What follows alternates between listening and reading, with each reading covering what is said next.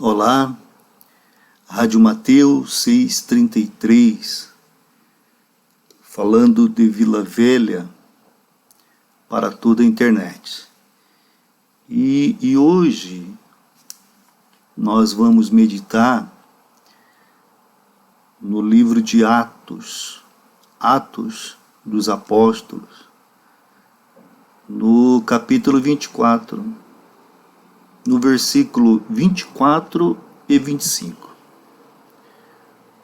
Atos dos Apóstolos, no capítulo 24, e no versículo 24 e 25.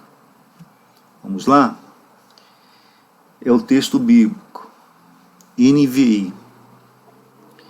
Vários dias depois, Félix veio com Drusila, sua mulher, que era judia. Mandou chamar Paulo e o ouviu falar sobre a fé em Cristo Jesus. Quando Paulo se pôs a discorrer acerca da justiça, do domínio próprio e do juízo vindouro, Félix teve medo e disse: basta, por enquanto, pode sair. Quando achar conveniente, mandarei chamá-lo de novo. Irmãos, aqui nós percebemos que o governador Félix, ele chamou Paulo, que estava sendo acusado de fazer um levante, uma insurreição contra o governo, para ouvi-lo. Na verdade, Félix tinha segundas intenções, porque ele queria dinheiro, ele queria que Paulo o tentasse corrompê-lo para ser liberto, conforme fala o versículo 26. Mas Paulo não fez isso. Paulo não fez isso. Ao contrário, Paulo aproveitou aquela oportunidade para evangelizar Félix. Para evangelizar.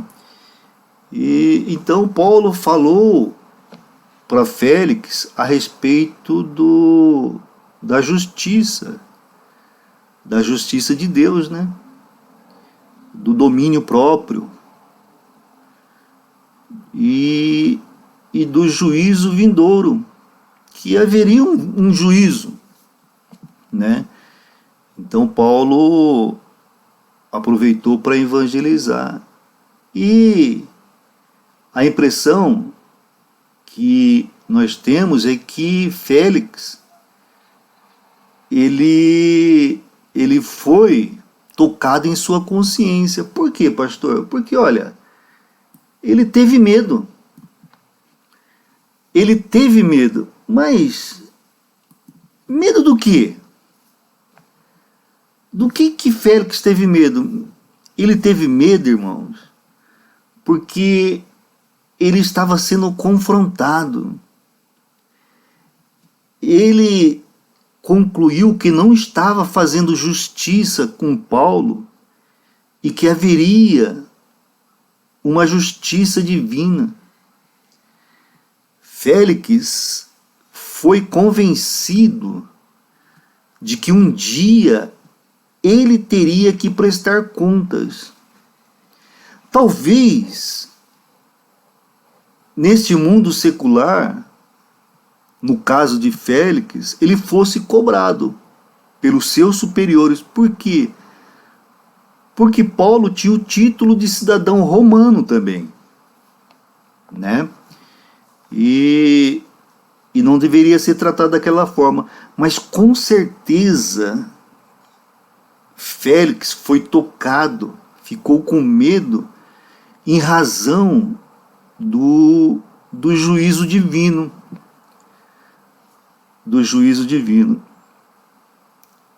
Irmão, você presta conta das suas atitudes, do seu gesto, da sua postura para alguém?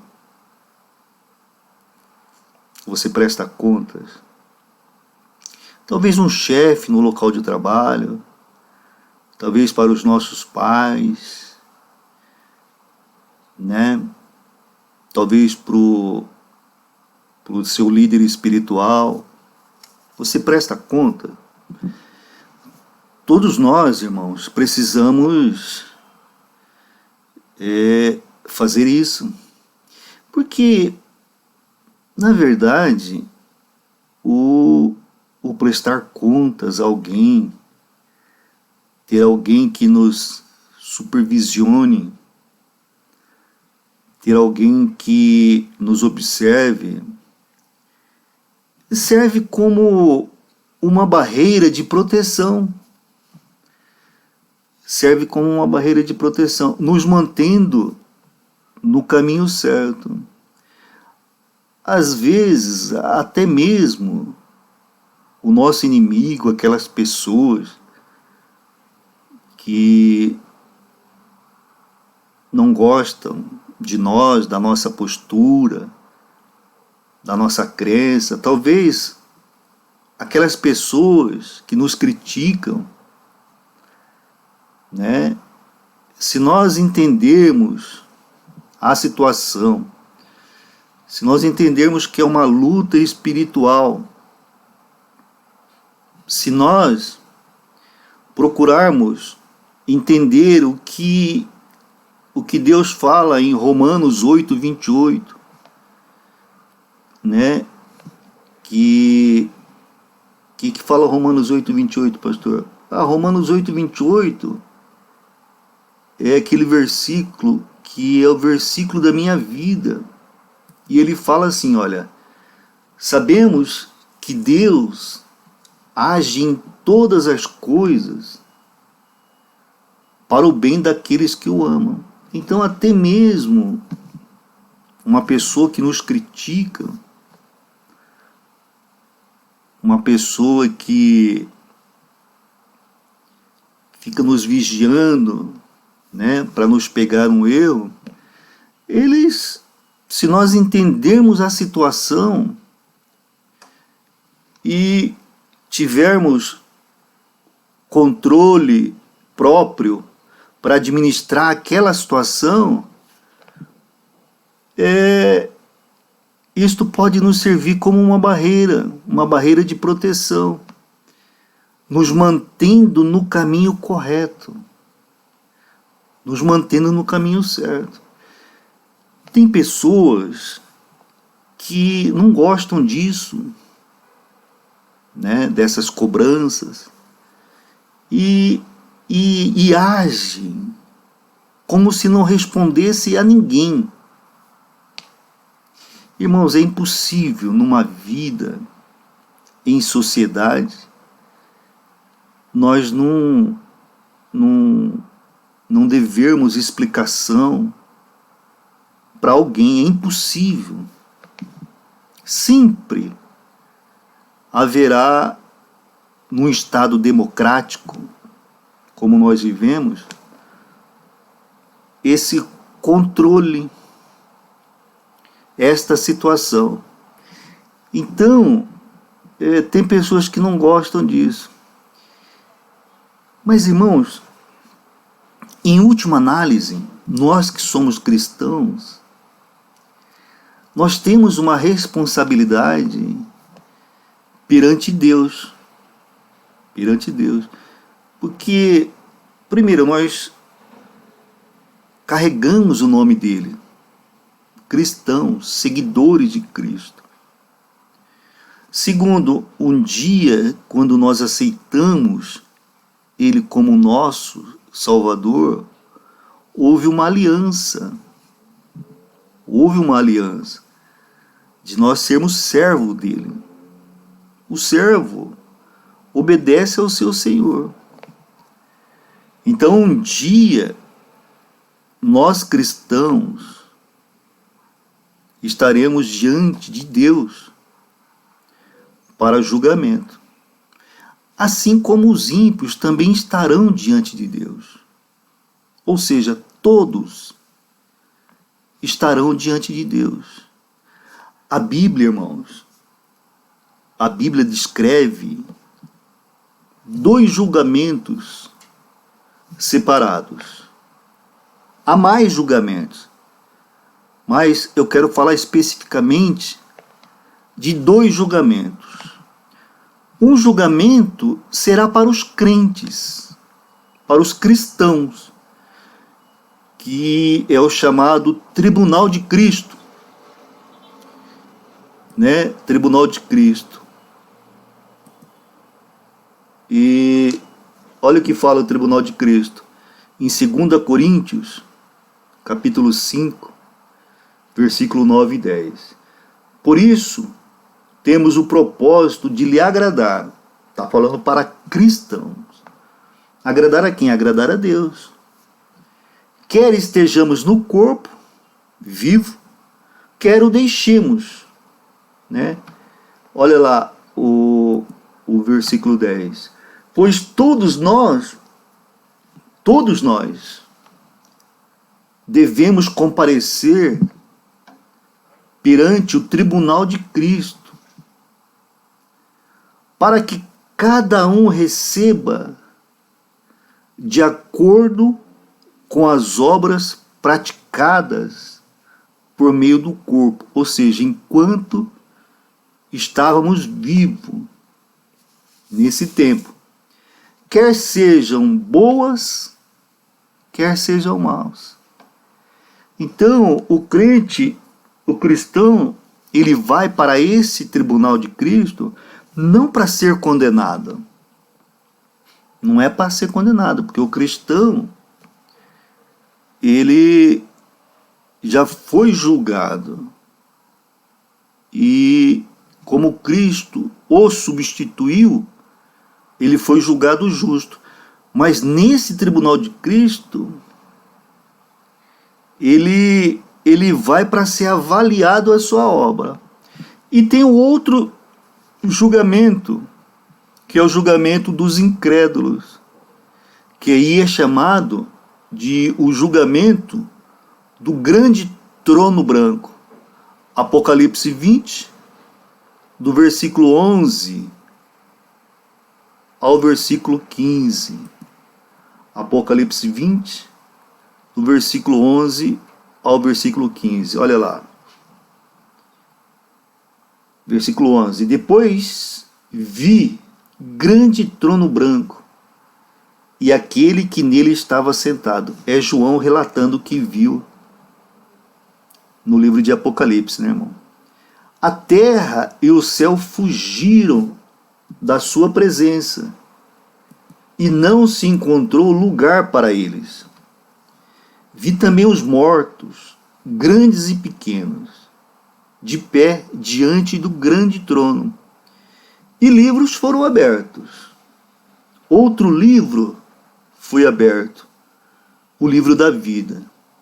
Os mortos foram julgados de acordo com o que tinham feito, segundo o que estava registrado nos livros. O mar entregou os mortos que nele havia, e a morte e o Hades entregaram os mortos que neles havia. E cada um foi julgado de acordo com o que tinha feito. Então, a morte e o Hades foram lançados no lago de fogo. O lago de fogo é a segunda morte. Se o nome de alguém não foi encontrado no livro da vida, este foi lançado no lago de fogo. Este é o julgamento, irmão, final. É o julgamento para os ímpios, para os incrédulos. É o julgamento do grande trono branco. A base de ambos tribunais são as obras das pessoas. A base são as obras, né? Mas o resultado do julgamento são diferentes. Uma vez que Cristo, amado, suportou o julgamento divino pelos pecados daqueles que o seguem, pelos pecados dos que aceitaram a sua morte como uma morte substitutiva, de nós cristãos, nós nunca teremos que responder por nossas transgressões. Fomos perdoados. Fomos perdoados. Portanto, quando nós, os cristãos, estivermos diante de Cristo, no tribunal de Cristo, as nossas obras, elas serão avaliadas para serem recompensadas, para recebermos o que a Bíblia chama de galardões. Então, o nosso julgamento é um julgamento para verificar quais serão as recompensas. Mas, para os incrédulos, que vão passar pelo julgamento do grande trono branco, estes serão responsabilizados pelos pecados que cometeram. Pelos pecados que cometeram. Por quê? Porque eles não conseguiram justificar os pecados. Ou porque não aceitaram a Cristo, que é o único capaz de pagar a dívida do pecado, ou então porque se esforçaram sozinho para redimir os seus pecados, eles não conseguiram. E aí então serão sentenciados ao castigo eterno, que é o lago de fogo, é o verdadeiro inferno. Este é o verdadeiro inferno, né? Então, irmãos, nós temos que fazer uma reflexão. Nós temos que fazer uma reflexão. Haverá um julgamento, tanto para os crentes, cristãos, quanto para os incrédulos. Como que nós sentimos? Qual é a nossa perspectiva com relação ao julgamento que está por vir? Félix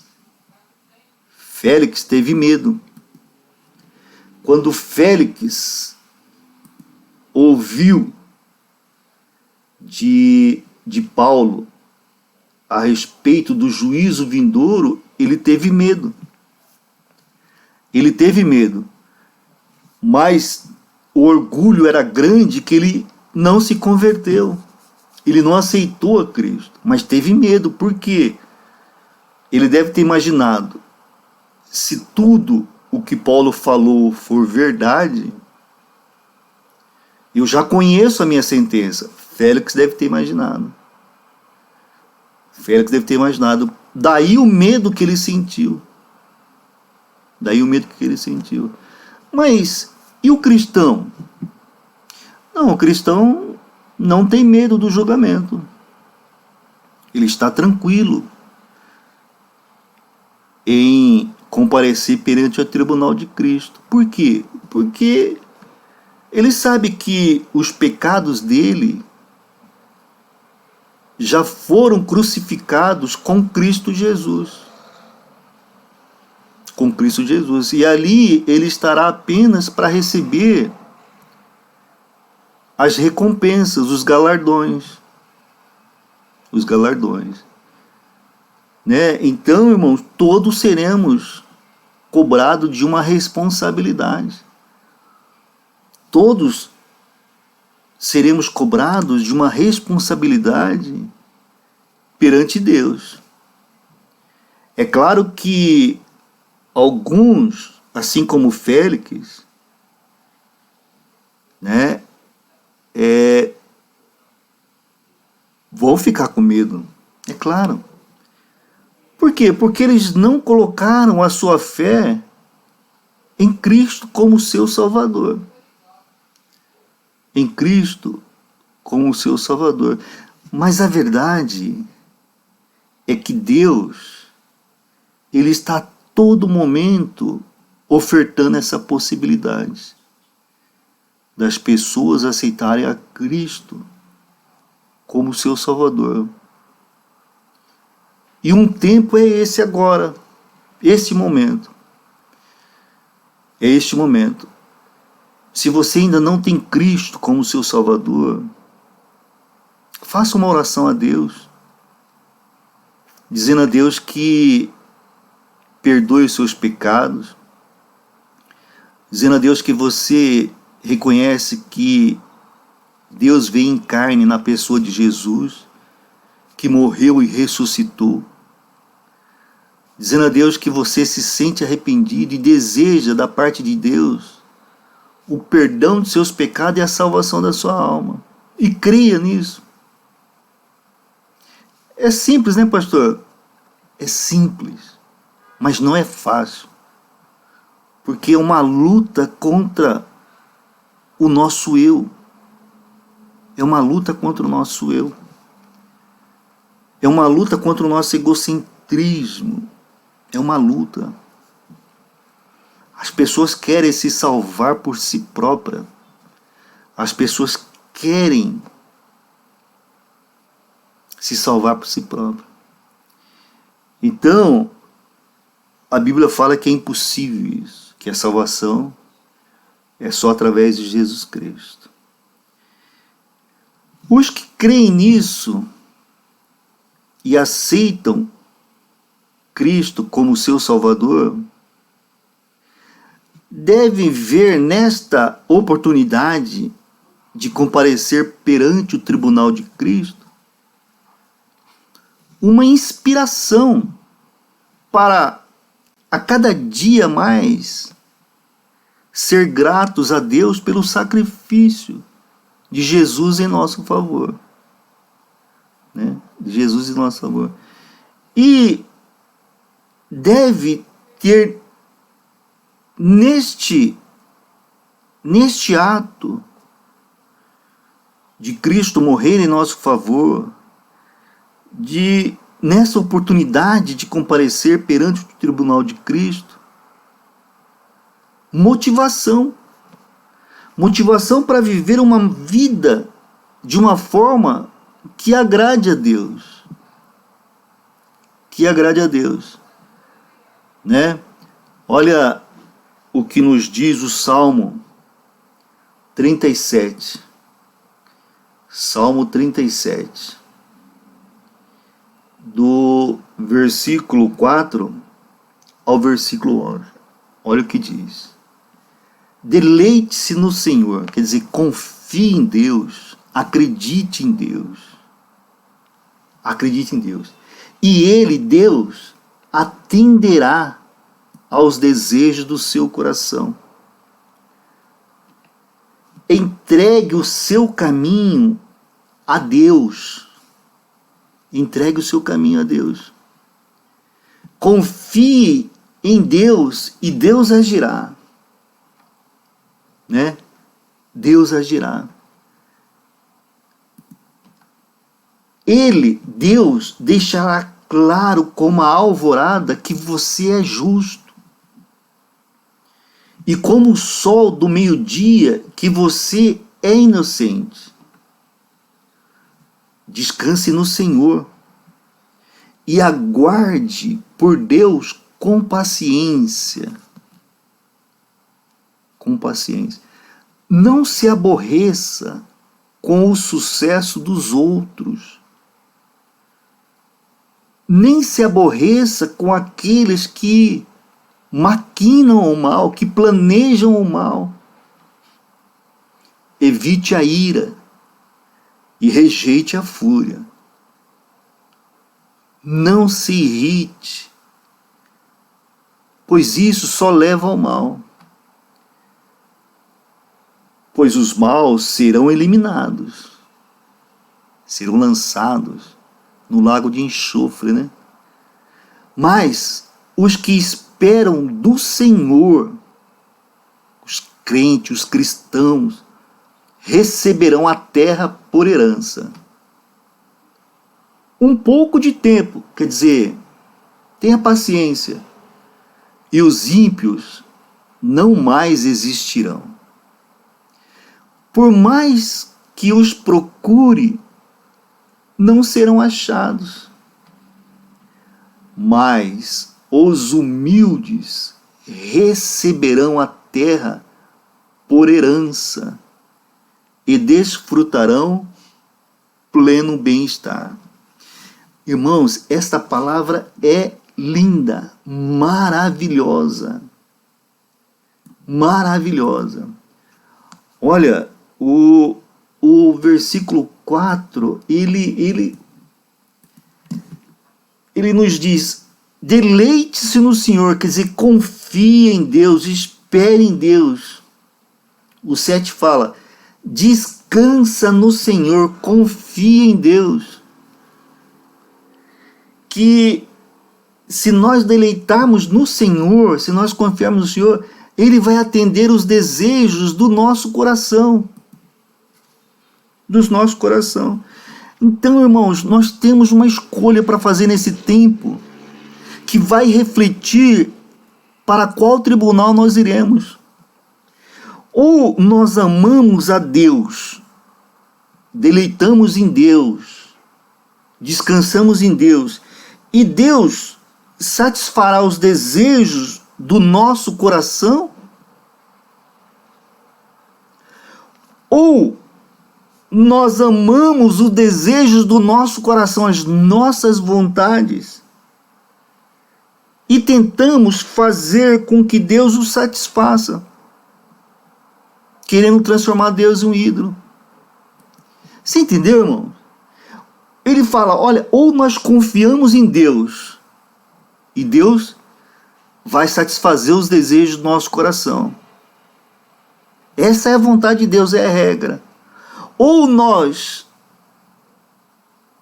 busquemos satisfazer o desejo do nosso coração e transformamos Deus em um mercador, em um ídolo, o que é errado.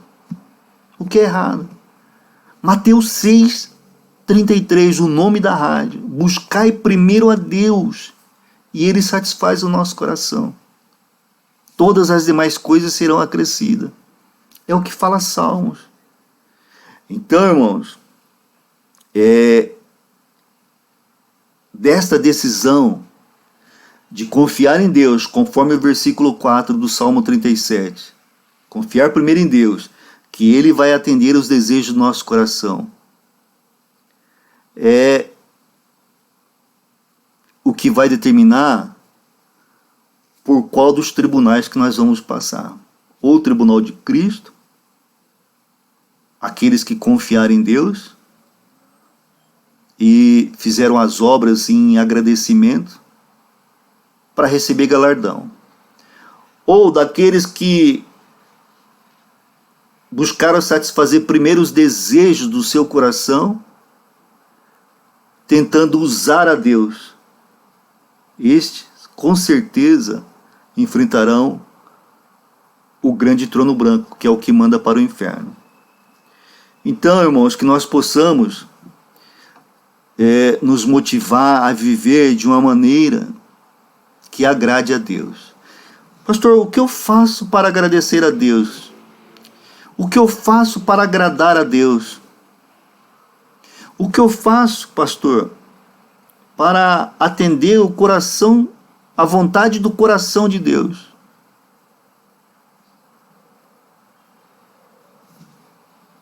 É cumprir as orientações que estão na Bíblia.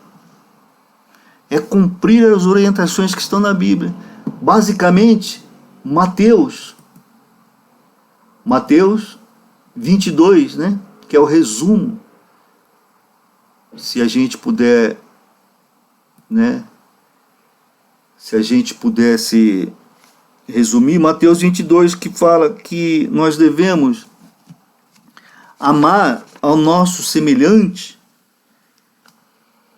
como nós amamos a nós mesmos. Amar a Deus sobre todas as coisas. Olha lá. amar a Deus sobre todas as coisas, Mateus 22, 37. É essa a forma que nós agradamos a Deus, amando a Deus sobre todas as coisas, amando a nós de maneira razoável, né? Equilibrada, e amando aos nossos semelhantes como nós amamos a nós mesmos. Né? Agindo dessa maneira, ao final, nós ouviremos de Deus: muito bem, servo bom e fiel. É isso. É isso. A chave está no amor. Amar a Deus, amar a nós mesmos, não de maneira egocêntrica, mas de maneira razoável, equilibrada, reconhecendo os nossos erros, as nossas falhas, os nossos pecados, mas sabendo que em nós habita o Espírito Santo. E amar ao nosso semelhante, sabendo que ele é falho, que ele é fraco, que ele é pecador, mas que ele é a imagem de Deus, imagem e semelhança de Deus, e que não sabemos, mas se ele for um cristão de fato, de verdade, nele também habita o Espírito Santo. Tá certo, irmãos? Este é o resumo que Cristo deixou a respeito. A lei de Cristo é a lei do amor, é a lei do relacionamento. Tá certo, irmãos? Vamos orar. Senhor meu Deus, ó Pai, obrigado, Senhor, por esse tempo, por essa palavra maravilhosa que nos lembra da responsabilidade que temos pelo fato de sermos cristãos. Nós somos gratos a Ti, ó Pai, porque um dia o Teu Santo Espírito falou aos nossos corações e nos convenceu e nos converteu a Ti, ó Pai. Obrigado, Senhor. Que a nossa gratidão possa ser manifesta através de atos de fé, Senhor meu Deus. De forma que o amor se faça presente em todas as nossas manifestações, em todos os nossos atos, em todos os nossos pensamentos, em todos os nossos relacionamentos. Pai, cura, Senhor meu Deus, aquele que sofre no corpo, tira a dor, restaura a saúde física desse, ó Pai. Dê um tempo com qualidade de vida, para que essa seja uma oportunidade dele e de outros saberem que o Senhor é presente na vida dele, mas que não seja feito conforme as nossas vontades, mas conforme a vontade do Senhor. Cura também aquele que sofre na alma, Pai. Renova a mente, trazendo esperança aos desesperançados, alegria para os tristes, confiança para o desconfiado, fazendo ver que o Senhor está no controle e que há algo melhor que nos espera, que é uma vida eterna na presença do Senhor. Abençoe também os relacionamentos na família, na igreja, no governo e na sociedade como um todo, porque sabemos que o Senhor está no controle, que o Senhor usa pessoas para abençoar pessoas, ó Pai, e que o Senhor usa pessoas para abençoar pessoas. Nós oramos porque nós acreditamos, nós oramos porque nós cremos. Por isso nós oramos no nome de Jesus Cristo. Amém e amém.